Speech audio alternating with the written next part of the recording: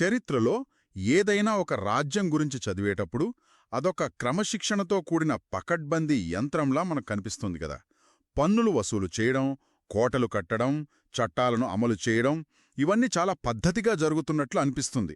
అవును, సాధారణంగా పైటి అలానే కనిపిస్తుంది. కానీ ఈ రాచకొండ మరియు దేవరకొండ వెలమల పరిపాలన విషయానికి వచ్చేసరికి ఈ ఊహలన్నీ పూర్తిగా తలకిందులవుతాయి.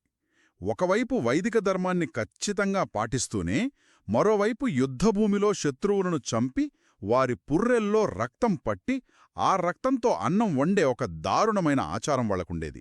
అబ్బా, ఆ రణముకూడు ఆచారం గురించి వింటుంటేనే చాలా గగురుపాటు కలుగుతుంది కదా. ఖచ్చితంగా.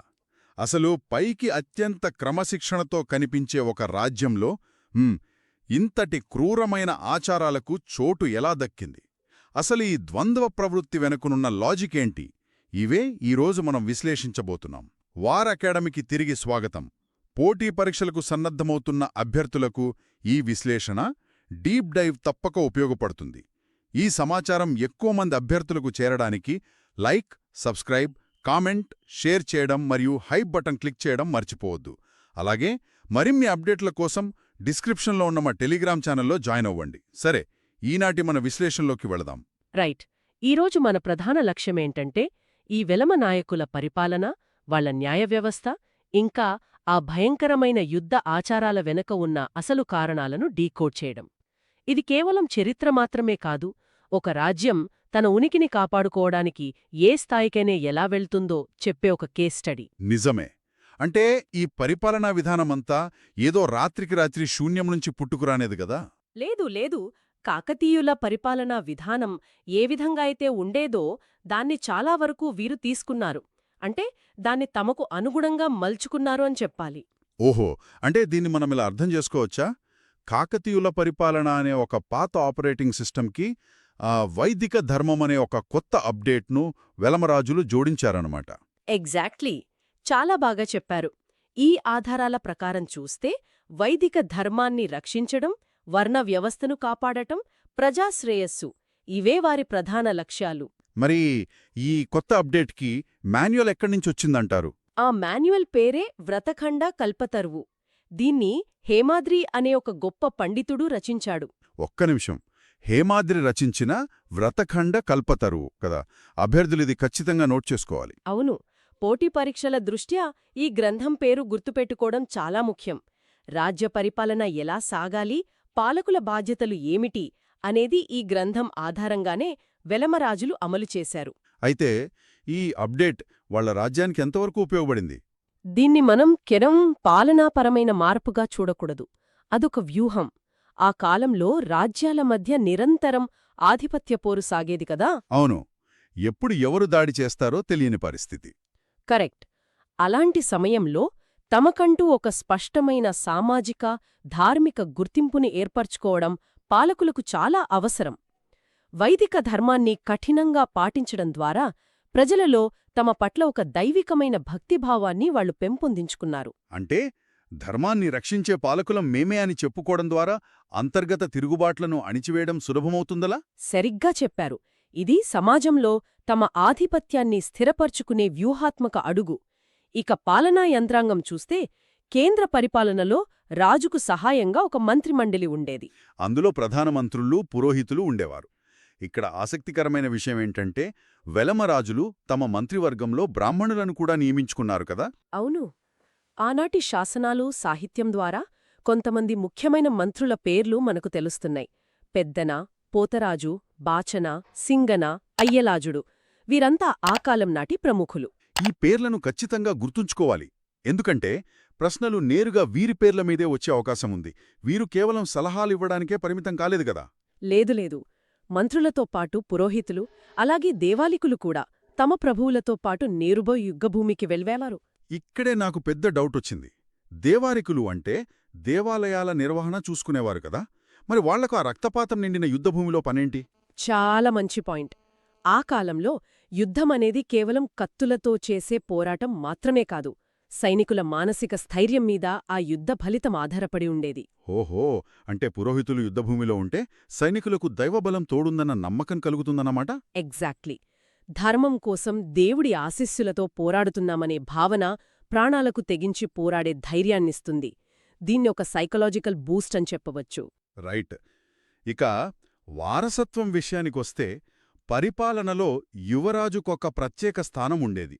రాజులకు సంతానం లేకపోతే లేదా కుమారులు చిన్నవారైనప్పుడు రాజు సోదరులు రాజ్యభారం తీసుకునేవారు. అవును, కానీ ఈ అధికారాన్ని క్షేత్రస్థాయిలో ఎలా అమలు చేశారనేది చాలా ఆసక్తికరం.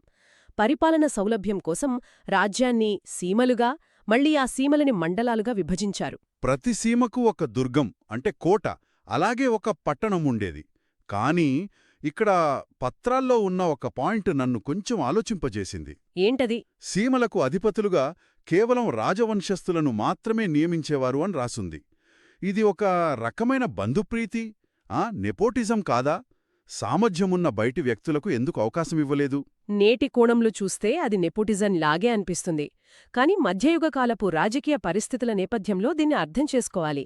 ఆ కాలంలో నమ్మక ద్రోహం అనేది పాలకులకు అతిపెద్ద శత్రువు. అంటే కోట అధిపతులు అవకాశం దొరికితే తిరుగుబాటు చేస్తారనే భయం అంటారా?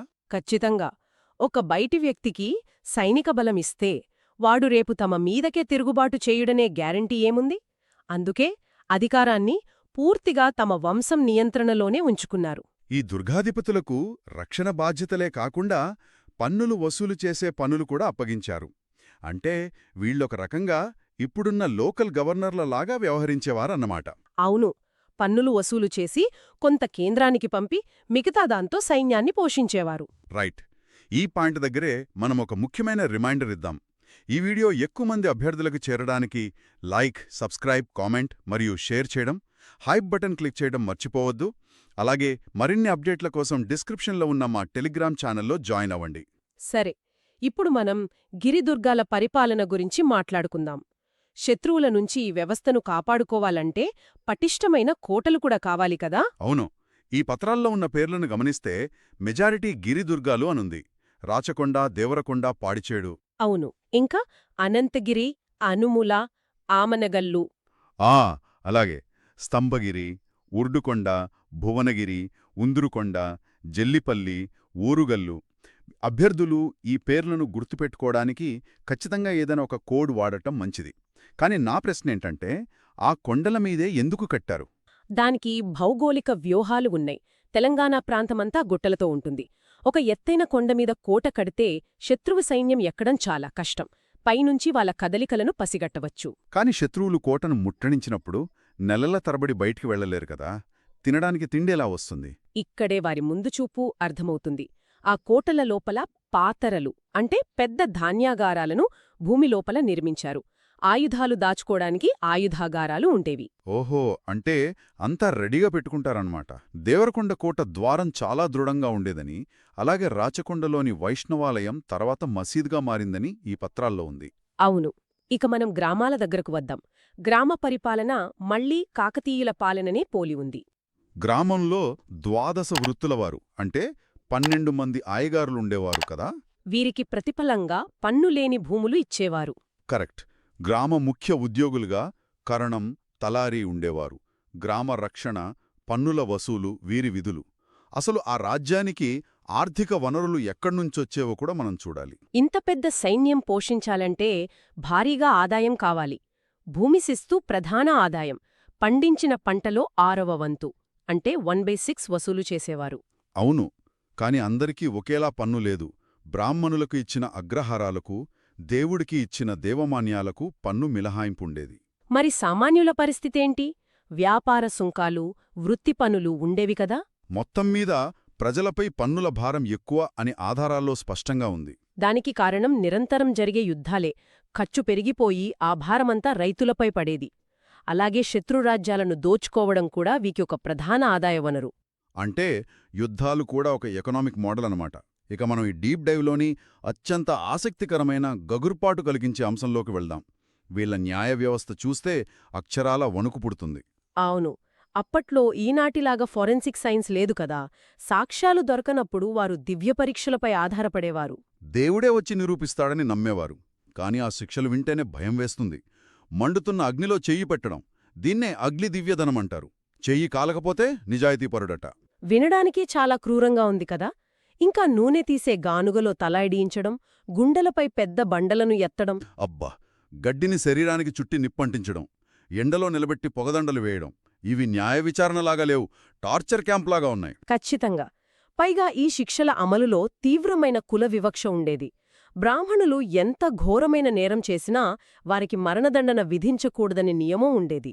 మరి వాళ్లను అలా వదిలేసేవారా? వదిలేయరు. వారి ముఖాలపై కుక్క పాదాన్ని కాల్చి ముద్రించి గాడిదపై ఊరేగించేవారు.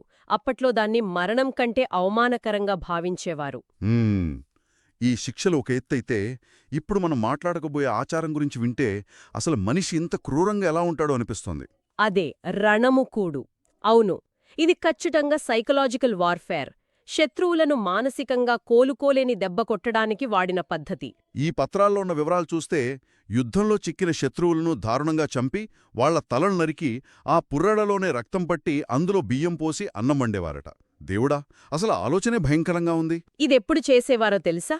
అర్ధరాత్రి వేళ దిగంబరులై శరీరమంతా శ్మశానవాటికలోని విభూతి పూసుకొని జుట్టు విరబోసుకొని. అబ్బా, ఒక పైశాచిక దృశ్యంలాగా ఉంది. అవును, ఆ శత్రువుల పుర్రెలను తలపై పెట్టుకొని బలిమంత్రాలు చదువుతూ ఊరి పొలిమేరల చుట్టూ తిరిగేవారు.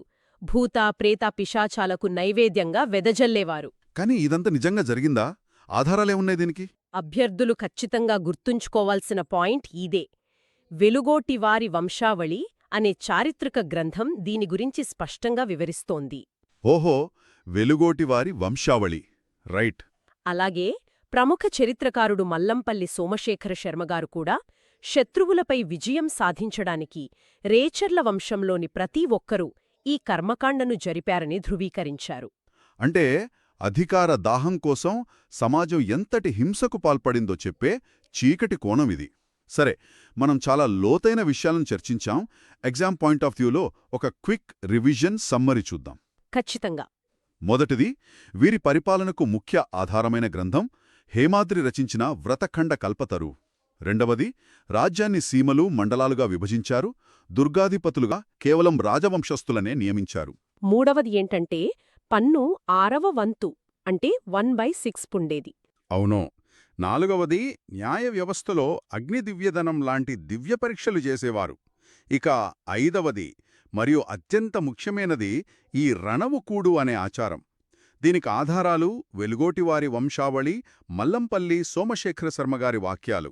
సో ఈ డీప్ డైవ్ ద్వారా మనం చూసిందేంటంటే పవిత్ర గ్రంథాలను పాటించిన చేతులే రణము కూడులాంటి భయంకరమైన ఆచారాలను కూడా నిర్వహించాయి. అధికారం మార్పిడి కోసం నాటి సమాజం ఎంతటి హింసకు గురైందో కదా. దీనిపై మీరు ఒకసారి ఆలోచించండి. చాలా అద్భుతంగా చెప్పారు. ఆ ద్వంద్వ ప్రవృత్తిని అర్థం చేసుకోవడమే అసలైన విశ్లేషణ. ఈ వీడియో ఎక్కువ మంది అభ్యర్థులకు చేరడానికి లైక్, సబ్స్క్రైబ్, కామెంట్ మరియు షేర్ చేయడం, హై బటన్ క్లిక్ చేయడం మర్చిపోవద్దు. అలాగే మరిన్ని అప్డేట్ల కోసం డిస్క్రిప్షన్లో ఉన్న మా టెలిగ్రామ్ ఛానల్లో జాయిన్ అవ్వండి.